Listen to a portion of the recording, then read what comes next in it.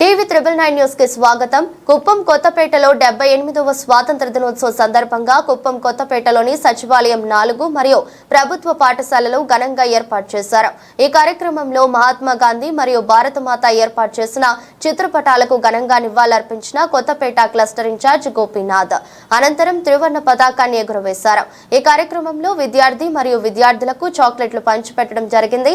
ఈ కార్యక్రమంలో కొత్తపేట ఇన్ఛార్జ్ ముఖేష్ మరియు తెలుగుదేశం పార్టీ నాయకులు సుకుమార్, మునియప్ప, మణి, లోకి, సచివాలయం సిబ్బంది, పాఠశాల ఉపాధ్యాయులు తదితరులు పాల్గొన్నారు.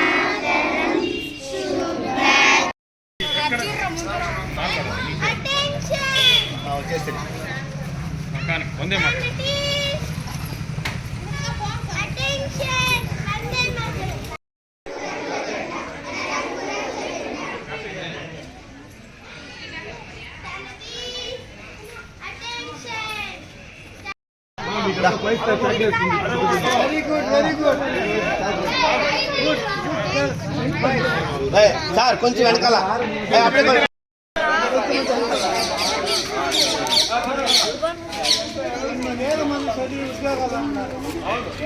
లక్షల మంది